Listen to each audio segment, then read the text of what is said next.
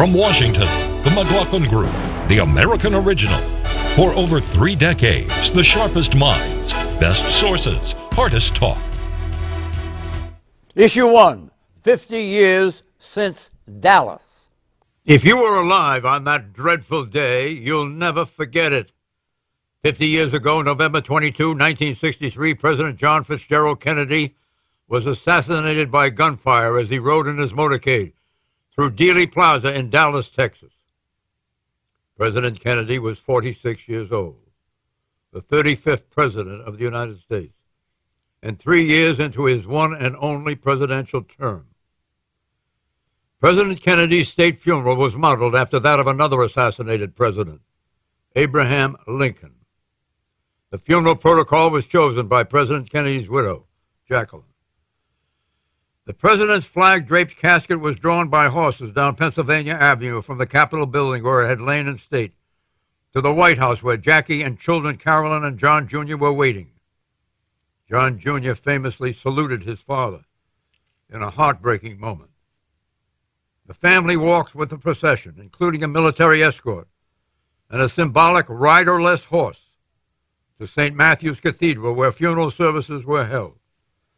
President Kennedy was buried in Arlington National Cemetery, where an eternal flame burns at his gravesite. Question, what is the legacy of the Kennedy presidency? Pat Buchanan. Well, John F. Kennedy, John was young, he was charismatic, he was made for the television age, he had a wonderful sense of humor, he was an inspirational figure. And I think what seared the soul of America was all of us for those 4 days watching the horrible way he died, the race to the hospital, taking the casket to Washington, D.C., and then the whole funeral and the shooting of OSWALD on that Sunday. And what it did, I think, is that impressed upon us what Kennedy was. There would not have been a Camelot had there not been Dallas. And then, but after that, if you want to separate out the record of the man and the president, I think that's a different thing, and that has moved somewhat away from what we all recall and remembered. But you can't see those films even again 50 years later without stirring up the same kinds of emotions you felt that terrible weekend. We have to also remember Vietnam's role in his presidency. Robert McNamara, remember that? Secretary of Defense, and he basically got more notoriety during Lyndon Johnson's term in office, because when Kennedy was president, while he upped the number of advisors in Vietnam, he did not send any combat troops. It's one of the mismanaged Vietnam. One of the mismanaged Vietnam. I don't know about that. I don't know that you have any evidence to say that. The Diem I think it's one of the the Diem assassination. Well, he was aware of that. I don't know if he was complicit in that, right? But, you know, I think the Kennedy presidency, however short it was a whole lot more than Vietnam. First of all, he walked us back from the brink of nuclear war. Second, he inspired this country, inspired young people to public service, and elevated the feelings about what government could do. At the same time, the famous line in the inaugural speech that he also asked much of the American people. The space program, the Peace Corps, I mean, these are all significant achievements that we remember him for today. And so Pat is right, he's frozen in time, he'll always be young, he'll always be popular, but he certainly, you know, shows what a president can achieve, and against many odds, too. Peace Corps was a big item. 200,000 people, 139 countries. Certainly his most obvious legacy is creating the Peace Corps, but I think Pat's right. It's a presidency that was a lot about image, and there are a lot of unanswered questions. Would he have escalated the war in Vietnam? Would he have left the conflict to the country to deal with? That's really just unknown, and a lot of it will never be known. It's true that he was a president who won on charisma and won on the fact that he was very telegenic, and it reminds me a lot of our current president in terms of the way he won his presidency, so there's some similarities there too. Liberals see Kennedy as the apotheosis of liberalism. Conservatives see him as a supply sider and a clear-eyed cold warrior. What explains Kennedy's ability to be all things to all people? Well, I don't know that he was all things to all people. I think in different parts of his presidency, he had certain kinds of appeal to the liberals, mostly to that community, and sometimes on occasion to the conservatives, because he was a pragmatist. I mean, that's the thing that I think came through about him. He could govern the country in a different way. It wasn't just all ideological, and to his credit. And I think there's something else about him that I just have never gotten over. He just transformed the way the country felt about itself. He transformed about the way we felt about him. He transformed about the way we felt about ourselves. We saw this man come out. He was a telegenic president, but it was the first time that television was the dominant media, and he was magnificent on that media. So he inspired a lot of people, particularly to have a lot of people go into public service. He set an example that just had not existed before for the baby boomer generation.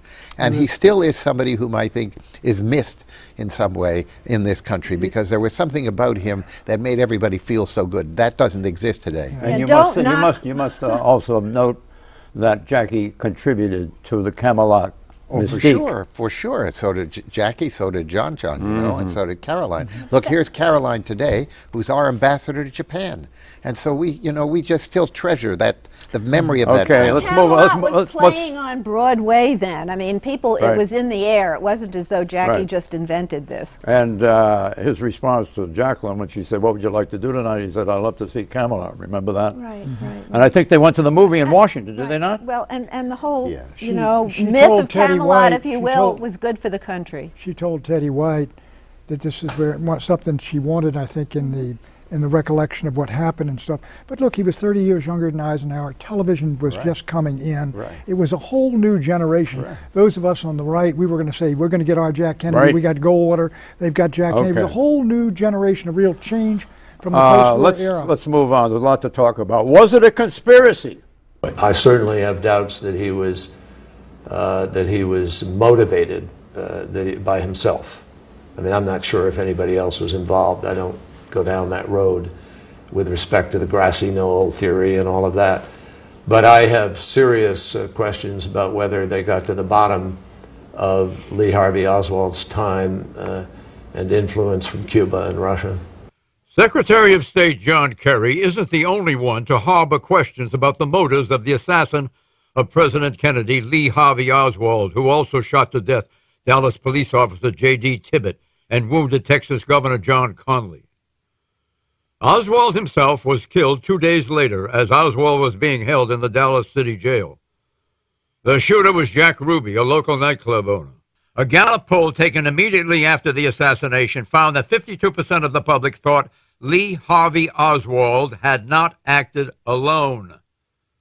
Today, 61% think Oswald had co-conspirators. That's down from a high of 81% who thought so in the 1990s after Oliver Stone's film JFK. True, the tragedy has all the makings of a conspiracy. Oswald was a former U.S. Marine with a medal for marksmanship. He had earlier defected to the Soviet Union. He lived in the Russian city of Minsk for several years and married a Soviet woman. When he and his wife Marina returned to the United States, Oswald became politically involved in Cuba's politics, notably pro-Castro causes. On September 27, 1963, 2 months before the assassination, Oswald went to Mexico City where he visited the Soviet consulate and the Cuban embassy. The official Warren Commission concluded that Oswald did act alone.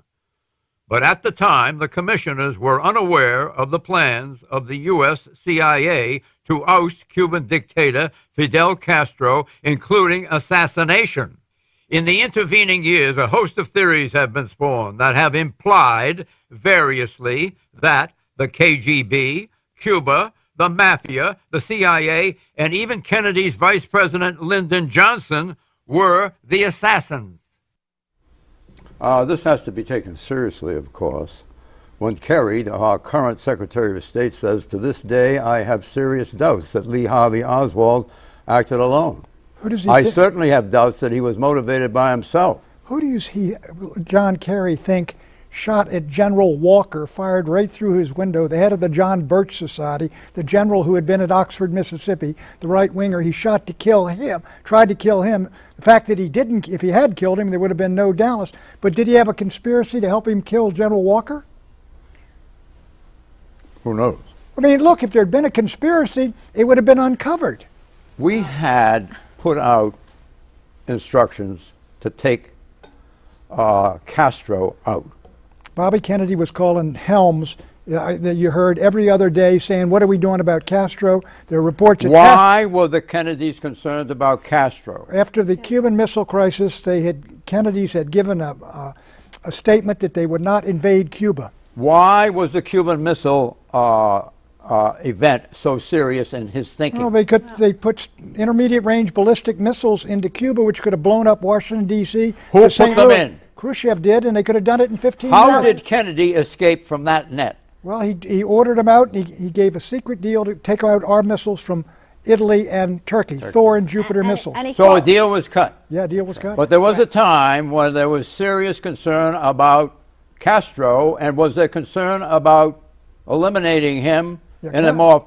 Castro wanted to fire the missiles, and there's been talk that the CIA, pushed by the Kennedys, were out to kill Castro, get his beard falling out, all these other... Who was the head of the CIA? Well, after Dulles was thrown out... Was it Desmond Fitzgerald? No, I think it was John it Helms? McCone, wasn't Helms. Was it Helms or McCone? I thought it Helms was the McCone. director of operations, I think. So he had a problem, the Kennedys had a problem With with Castro. Castro, and it was a serious problem. And he had a because problem. there was a question of putting long-range missiles in Cuba. It was after that. Yeah, well, Kennedy was at odds with the Joint Chiefs and with the military and with the CIA. Part of it grew out of the Bay of Pigs. Part of it grew out of the fact that he didn't want to respond militarily to the Cuban Missile Crisis. He alone basically walked us back diplomatically.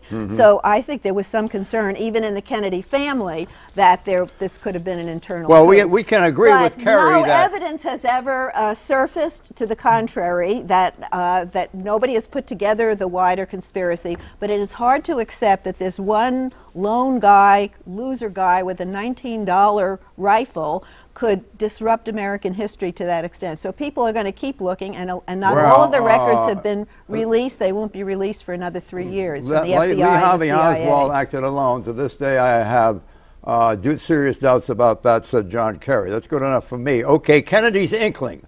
Consider this item from the Wall Street Journal about the start of JFK's Texas trip, during which he made a public appearance in Fort Worth, Texas. Quote, on the morning of the 22nd, the president gazed from the window of that hotel room prior to his brief talk in the parking lot below and remarked to his aide, Kenneth O'Donnell, just look at that platform. With all these buildings around it, the Secret Service couldn't stop someone who really wanted to get you, unquote. Question, did JFK have an inkling of his vulnerability? Had he been told something? Or might he have had specific reason to believe he was targeted? He knew he was going to be driving along in an open car with, I mean, it's just so obvious. To me, I still can't believe they allowed him to ride down the street like that. Just given that there had been prior assassinations. It wasn't. Other presidents had been shot. There had been other assassination attempts. It just seems really not. No, the very waters were not. practical. The waters were not calm until then. He had problems. We had problems with Cuba. Yeah, but they did not anticipate assassination. And the bubble top of the limousine was not, but it was not bulletproof either. It was only there for weather. It would have stopped it, but they took it off at the airport, stopped raining. So they took the bubble off the limo. But Kennedy was clearly enjoying himself. Exit question. All right, let's get out. I haven't heard enough for more here, but I want to get out now. Exit question. Is Secretary of State Kerry's hunch right? Does the answer to the riddle of JFK's assassination lie with Cuba and with Russia? Yes or no? No, but I do have a problem with the second bullet. It's hard for me to see. We tested it in St. Louis at the time that you could fire those 3 bullets in that short a time, and we took a guy from the Marines who was a marksman, and he couldn't do it. Eleanor, fast, please. We have to get out. Yeah, I think if there was something really there, we would know it by now, but I am looking to the release of the rest of those FBI and CIA files, and a lot has been destroyed. How about that?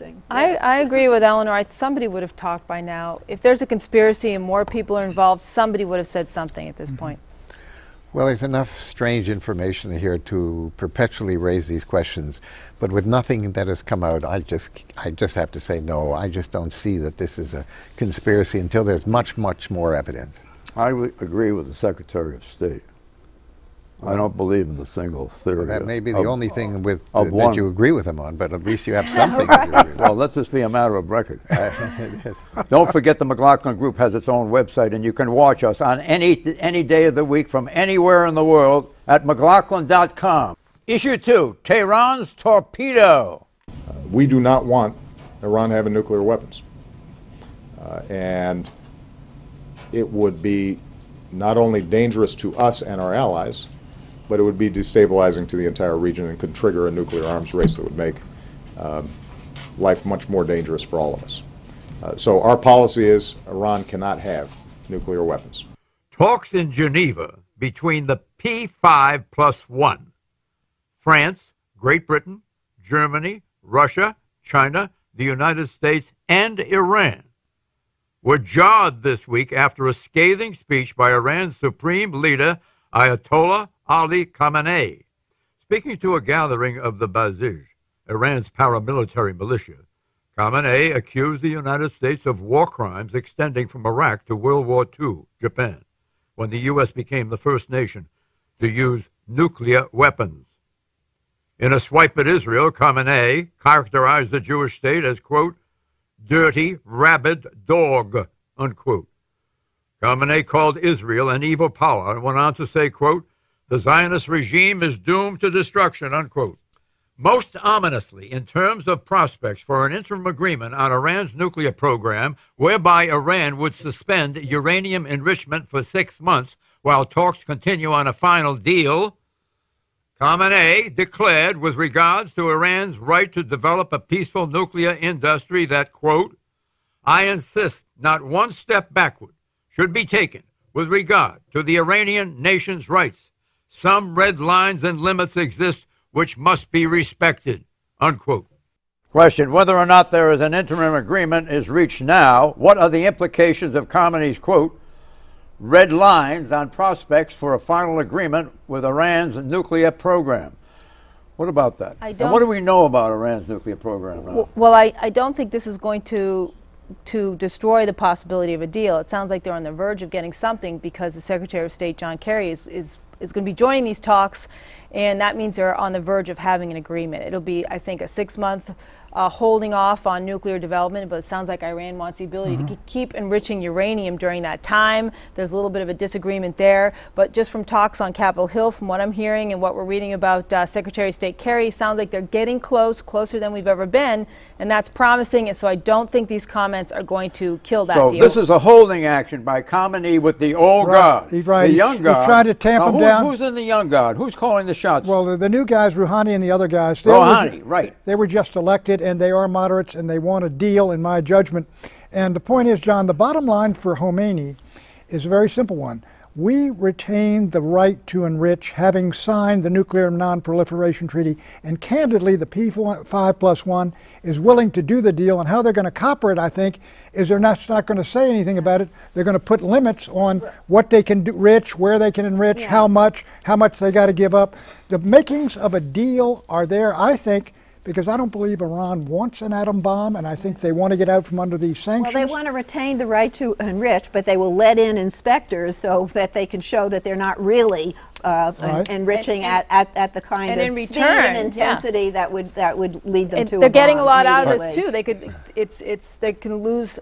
The U.S. is going to lighten up on a lot of these sanctions now in return, and Iran has been really hurt by them. So I think it's a very appealing deal for them. So Khamenei was really setting up the deal by throwing big bones to the old guard. What this administration is prepared to do is a wonderful deal for Iran. I don't believe it is a wonderful deal for the United States or for the Middle East. All the Sunni Arab countries are totally opposed to this deal because they understand where Iran is coming from. And I am very skeptical. If you looked at the kind of deal that this administration was prepared to make before, it was a disgrace. It did not protect us at all. So I think this is, in terms of what we wanted to prevent. So I'm very, very anxious about what they're talking about now. Well, freezing their nuclear program for 6 months is not a disgrace. It opens a window for potentially more negotiations. And seems to me the only alternative that the critics have is some sort of military action, which most scenarios suggest would be very unhelpful. No deal, Mort, and we get a war. It's either a deal or a war.